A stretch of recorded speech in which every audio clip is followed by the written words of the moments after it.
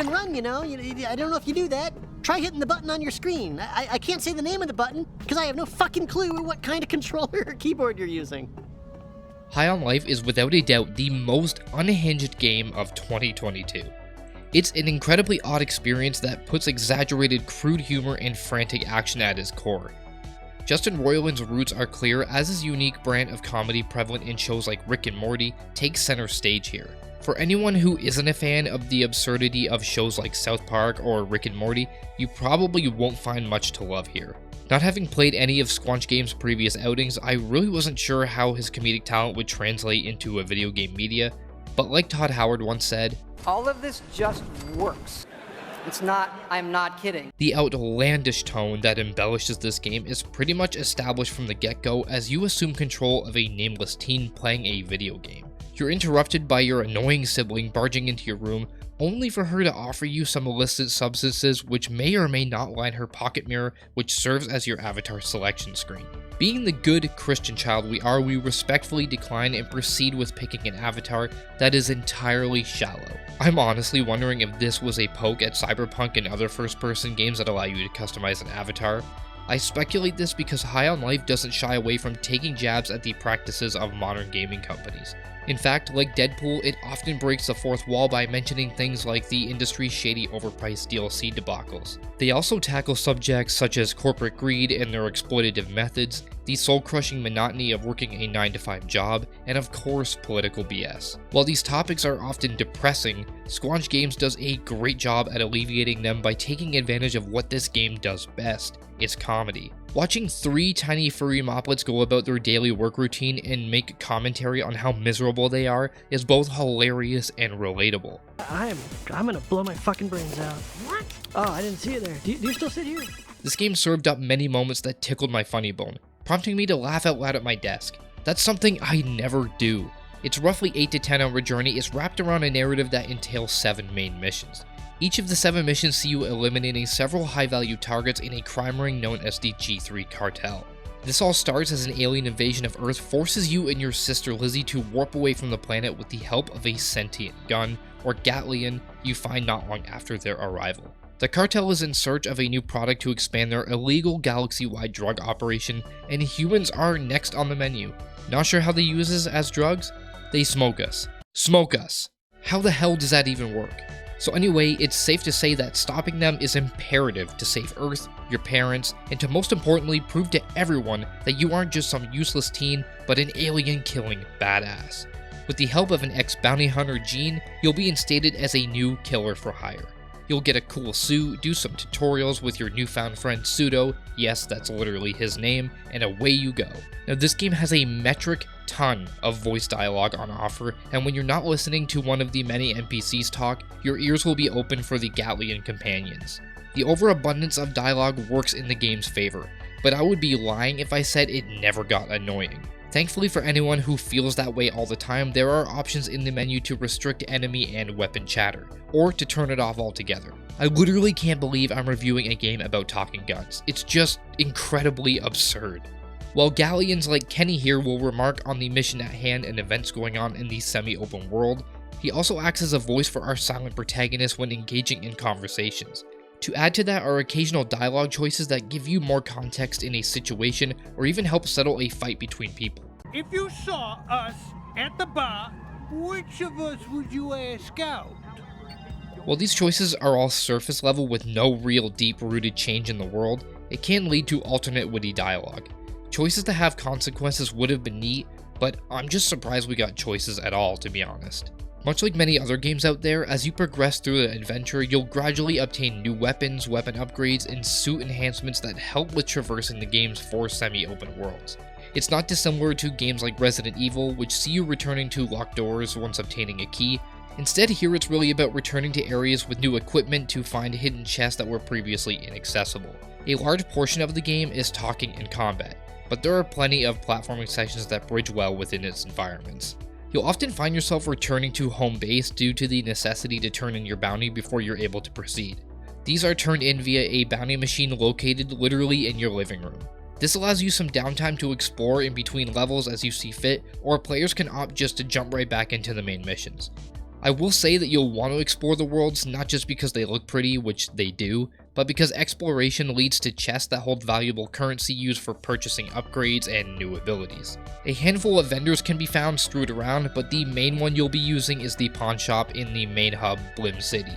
Just try not to have too much fun dealing with the pawn shop owner that won't let you buy anything cool. A currency called warp crystals found in enemy bases are rare gems that a shady vendor running a food stand has taken an interest to. Collecting these and returning to him offers buyable items in the form of warp discs. These serve as funny little distractions that don't usually take up much time. It could be a puzzle or a tiny town begging to be stomped on as the mayor pleads for mercy. Just wiped out an entire neighborhood. Hundreds of... Oh no, you just crushed our hospital. We have a state-of-the-art healthcare program here in little cutie town where everyone gets treated for free.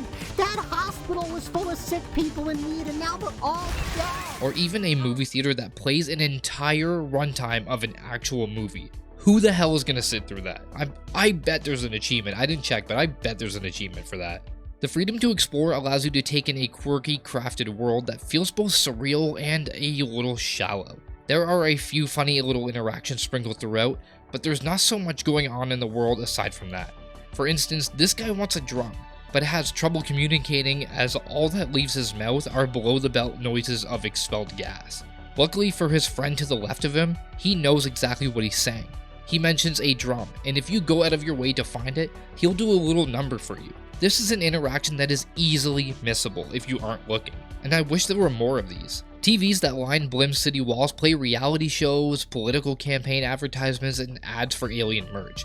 I actually sat and watched some of these skits, and you know what? They're funny and well animated. It also just adds to the world, you know? We may be on an alien planet, but they have their own pop culture, immature humor, and economy. I can't tell you how unorthodox it is to watch a reality TV show about humans hosted by an alien. These moments are true highlights. I wasn't expecting this much depth in a game about talking guns. What else really surprised me was the combat. The initial fights start off a little dull with generic shootouts, but thankfully it opens up not long into the game, allowing for more movement and verticality when confronting opponents. The 5 primary galleons that make up the arsenal each have their own look, feel, and surface level personality. Kenny is our first companion to start the game.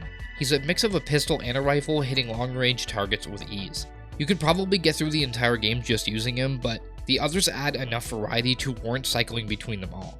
Gus is the anthropomorphic shotgun, dealing heavy damage up close, but that damage quickly falls off if you aren't close enough. Sweezy is literally a needler from Halo. She fires explosive needles that need a melee hit or a precision shot to detonate. She's also kind of annoying. No shade to the voice actor, but the voice just really didn't do it for me. Then you have Creature, a suitable name as he gives birth to tiny heathens that launch out of him in a grenade launcher fashion. Only these little guys latch onto enemies, dealing damage over time. He also has a secondary ability to take control of goons for a short time period. And then there's Knifey, a horny blade with a hilarious Aussie accent. All of the galleons have their own unique alt-fire modes and abilities which aid in combat, and the many pathways that require platforming. Gus is definitely a highlight for me personally, because he shoots saw blade like discs that ricochet off groups of foes, and it can be continuously hit back as long as it doesn't touch the ground. The shooting feels good, albeit arcade-like. The guns sound biological as they emanate gooey audio that matches their twisted anatomy. It's geared more towards a faster paced approach, as standing still will end up in a barrage of fire hitting your face. While guns need to be reloaded, ammo isn't something that players need to worry about because it's infinite. The only pickups you'll have to worry about are the vials that restore lost shield. I never really had to worry all that much about these drops. I found combat pretty easy for the most part. I can only count on one hand the number of times I died, and that's only because I was being reckless. The combat really starts to shine a couple hours into the game once you have more equipment. Being able to jetpack, dodge, and swing around the battlefield helps combat from ever feeling stale. The G3 cartel thugs aren't anything special, and their enemy diversity isn't all that unique in terms of other gaming experiences. You'll fight common fodder, henchmen with more health, drones, snipers, and armored guys. When you're not fighting the G3, you'll be combating insects and wildlife like mites. Now the AI isn't going to wow anyone. They never once tried to flank me or outmaneuver my attacks. They remained pretty basic throughout, running around the battlefield shooting, taking cover, and occasionally throwing a grenade. Enemy variants, however, will occasionally shake up the formula by having a sniper placed at the back of an encounter requiring you to dodge its telegraphed attacks, or by sending brawlers that waste no time getting up close and personal and do heavy damage. The standouts lie within its 7 boss battles though, all of which are diverse in their personalities, arenas, and their multi-stage fights. They aren't insanely hard by any degree, but it does require you to pay attention to their numerous and fast attacks that have a short window to be dodged. Some even add in other gameplay elements from entirely different genres like bullet hell sections. Now I'm currently singing High on Life's praises right now, but for every high there always must be a low. There aren't any egregious problems, but there are some minor issues when it comes to performance and quality of life features, but also just personal issues I took away from my playtime that I think I should talk about. For starters, the story sucked. The characters it involves around are all suitably funny for the most part, with dialogue that hits more than it misses, but the narrative it pushes really just falls flat by the time the credits roll. Although it's a game that emphasizes fun above all else, it all too often asked me to care about the characters' dilemmas and their twist when they just really aren't all that compelling to begin with. Learning about a certain someone's mistakes and regrets did absolutely nothing for me, and it kinda goes against the bizarre, goofy tone. This game really didn't need to push heart into it. I was happy with how it was. 2 characters you talk to a lot to move the story along got on my nerves toward the ending. Your sister Lizzie's smartass attitude starts off on the right foot, but her rebellious arc involving a toxic relationship with an alien that you must solve felt forced, and it took away from the experience overall. Gene's long conversations also got tedious, and I never found him all that intriguing. Speaking of conversations, the talking in this game can get a little too much, because there aren't any cinematics or cutscenes. It really just boils down, for the most part, to standing around watching 2 mostly static characters share banter. Sure, sometimes it is funny, but it drags on too long, making me long to get back into the action. Aside from those problems, I encountered my fair share of performance issues even after the significant day 1 patch. These issues range from random invisible walls around places I should have been able to enter at all times, and hard crashes to the dashboard. I had several frame drops below 60, and for whatever reason character animations would drop frames as well. Now I think it's fair to say that audio is pretty important in a game that is 90% spoken lines. It's a shame then that I also had audio completely cut out of me multiple times. Restarting the game fixed this, but it was incredibly annoying. Performance issues aside, I was shocked to see quality of life improvements missing. Not really sure why a minimap is missing in a game that features open areas to explore. I'm not saying it needs to have markers for all the items and secret chests, hindering the natural exploration loop, but it would have been nice to know where the hell I was going and where the portal is to leave the freaking map. Finally, I wish there were some more random encounters in the world. The ones we got were great, but for a game that puts a spotlight on its goofy scenarios, I was really hoping to see more. While looking for chests helps with upgrades, it would have been great for another reason to go out and explore more. At the end of the day though, a bulk of what High on Life offers is fun, plain and simple. It stumbles here and there with some missed potential, a little too much weight on dialogue at times, and performance problems, but it's undeniably a good time for people that share my primitive sense of humor. While I may not return to it again, it offered a much needed break from the more serious marketplace offerings, and that's a treat that we all deserve every once in a while.